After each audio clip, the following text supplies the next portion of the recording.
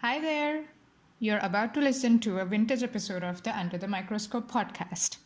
While the content is still as relevant and as interesting as when it was recorded, our webpage has changed.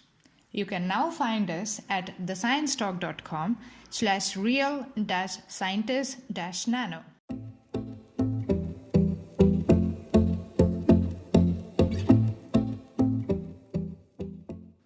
Welcome to Under the Microscope. This series is brought to you by the Real Scientists Nano team. Our goal is to provide a platform where scientists can communicate their work and interact with the public.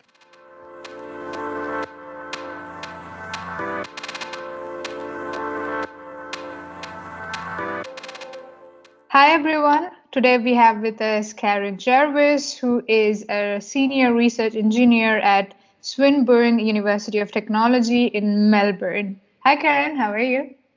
Hi, how are you? I'm good, thanks.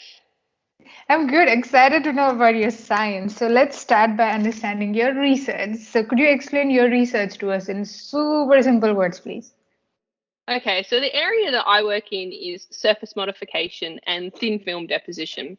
So surfaces are actually really important in controlling how the objects that we use interact with the environment around us.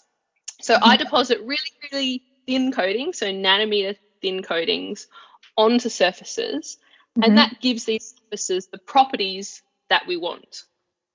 So in the past, I've made materials and put down coatings to look at things like delivering drugs, removing water contaminants, protecting solar cells, and some of the work that I do now is creating surfaces that interact with bacteria and cells in different ways. Okay, wow. So that's quite a wide range of applications that you have. And just by modifying the surfaces, just by playing around with the surfaces, you can do all these magical things. Yeah, so like there's a quote about surfaces being part of the devil. And, I think a lot of research is involved in materials property. So if you think about, I have to make a piece of iron really strong to build a building or concrete or things like that. And those material properties are really important. But I think the surfaces are underestimated. The example that I like to use is the anti-reflective coating on your glasses. If you look at that, you can see it's got a bit of a green tinge to it. That doesn't change how your glasses work. It doesn't change how you see through them. But just by having a nanometer thin coating on the surface, which you can see through, that changes how the light interacts with your glasses and changes those reflective properties. Right. Wow, that is very, very fascinating. So I'm sure there's quite a lot of interesting science coming our way when you're taking over the account.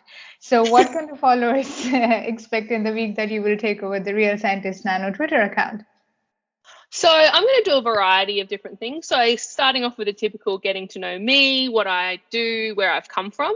Then I'm going to start introducing you to topics on thin films. And there's a whole variety of techniques you can use to deposit a thin film. And the one that I work in is plasma polymerization. So I'm going to be talking about that.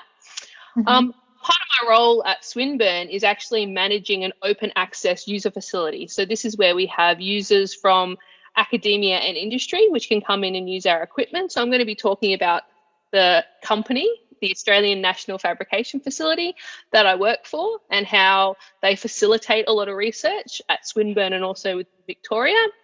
And then as part of that, I'm going to introduce you to the lab, so the thin film deposition tools that we use and the characterization tools.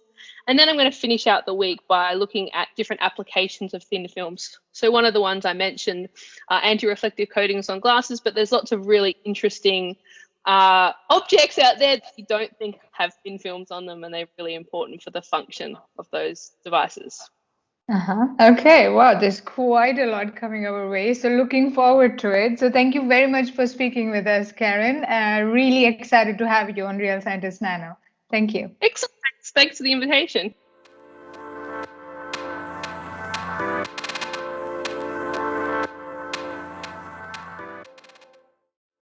Thank you for listening.